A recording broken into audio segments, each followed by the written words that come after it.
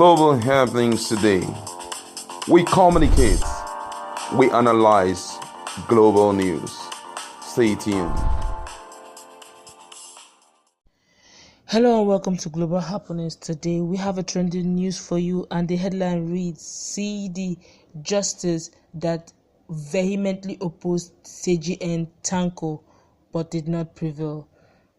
See details. But before we go into analysis and the full details of the news, would you like you to subscribe to our channel by clicking on the red subscribe button below. Beside it, you will see a bell notification icon. Please go ahead, click on it to get notified as soon as we update our channel on YouTube. Okay, let's go straight into the news of the day.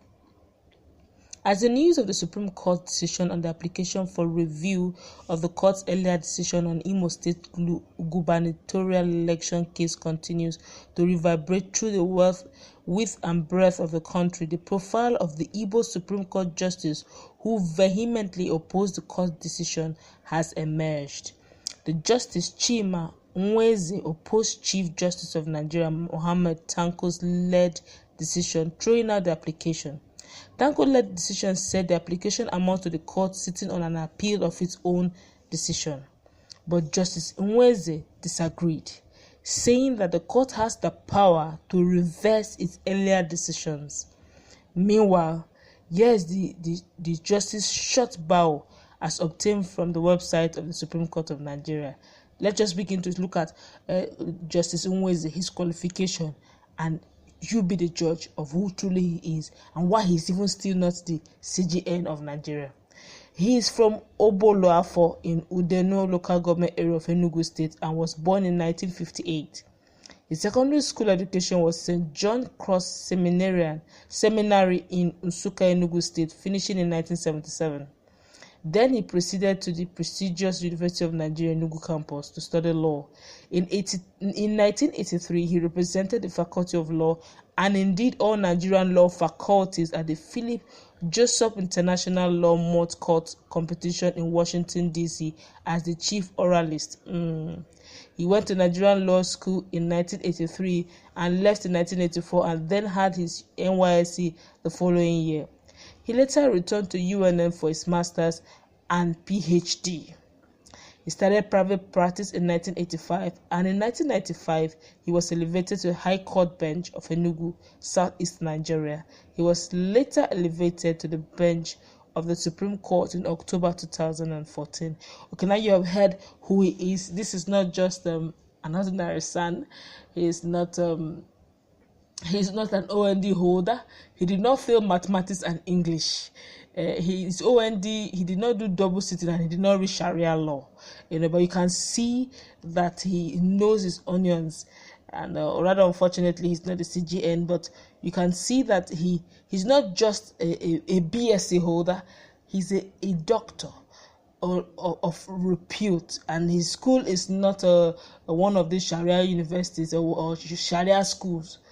He's a renowned doctor. But before we go into full renowned lawyer, but before we go into full analysis, let's hear what Nigerians are saying about his profile and why he vehemently opposed the verdict of CJN Tanko, even though eventually his own verdict did not prevail, but Tanko's verdict prevailed.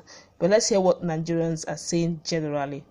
This one says, I'm encouraged that there can be one upright man in the midst of dishonest men. God still has his men in the city of Sodom and Gomorrah. So Nigeria is now Sodom and Gomorrah. It is well. This one here says, always say the truth, even if it means standing alone. That's a good one. This one here says, the other judges are pro-Igbo enemies, except our brother who is bent on doing the right thing. This one here says, an upright Supreme Court judge and a PhD holder for that matter, not an affidavit holder. It is well.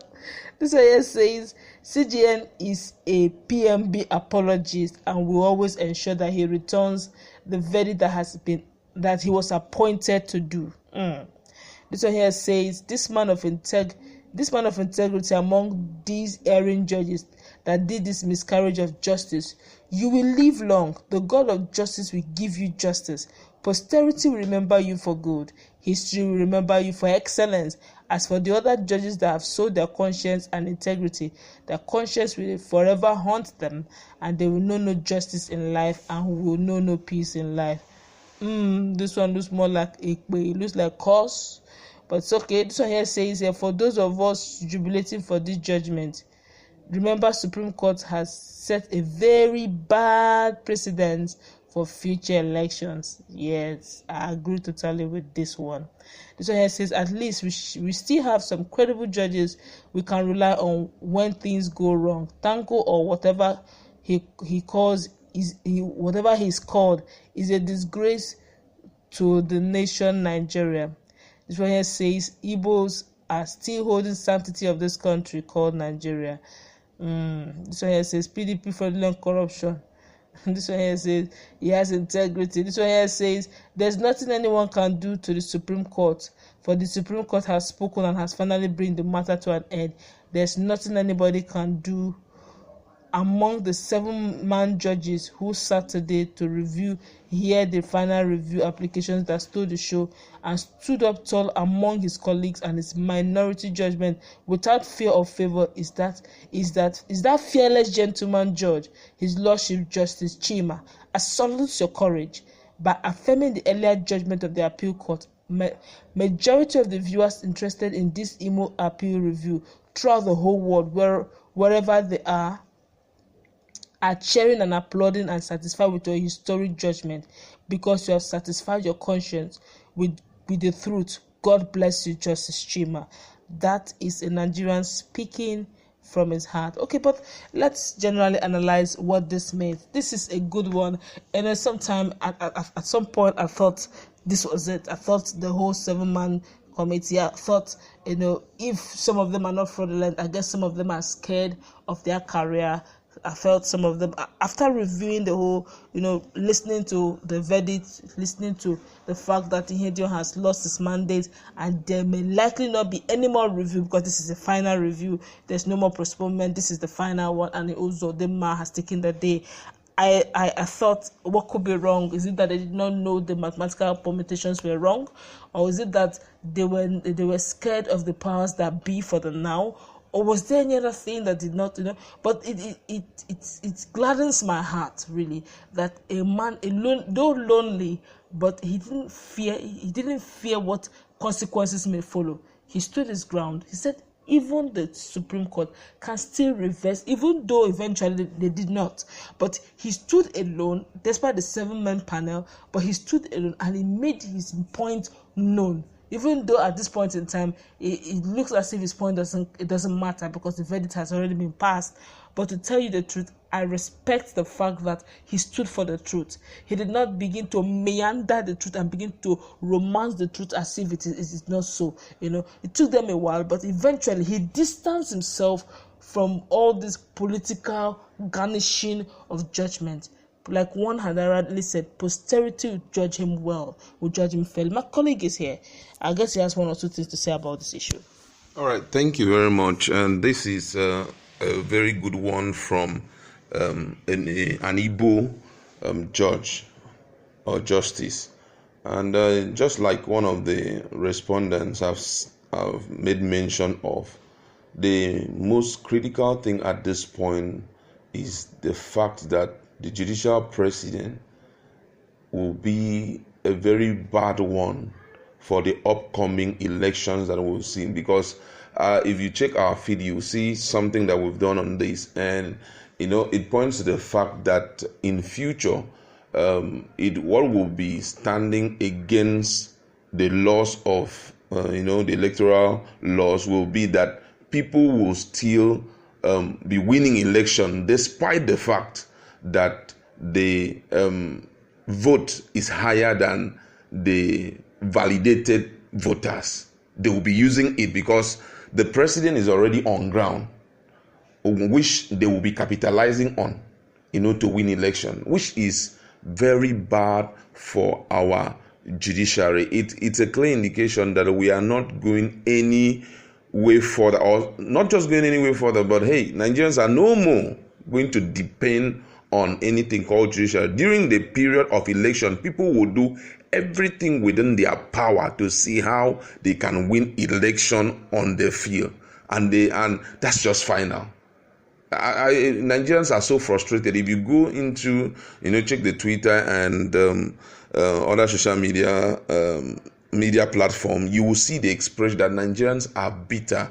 And guess what? The worst is going to happen.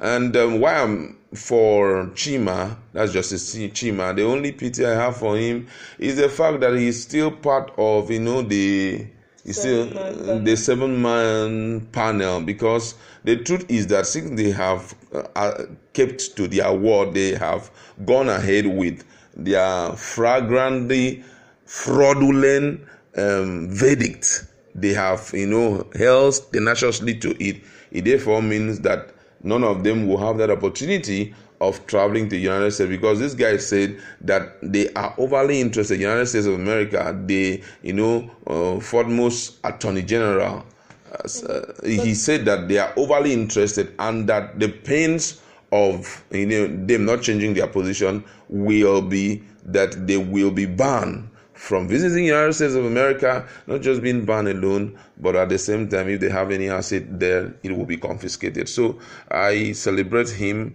at the same time for being a loner and standing his ground. But I feel that in this case, yes, he's among the 7-man panel, but I feel that he should be exempted because he openly, stood his ground on this issue. So I feel that if there's any ban at all, he should be exempted. He never hid his opinion. He openly made it very public. But then we are still yet to get the ban sanction, the sanctions yet, but the verdict is on. Let's see how the Americans, the United States government will react to this verdict, because honestly, they were hoping that they will do the right thing. Well, this to CJN Tanko is the right thing. Let's see if Nigerians are taking this kindly, and let's see if the United States will respond accordingly to this. Stay tuned for more updates.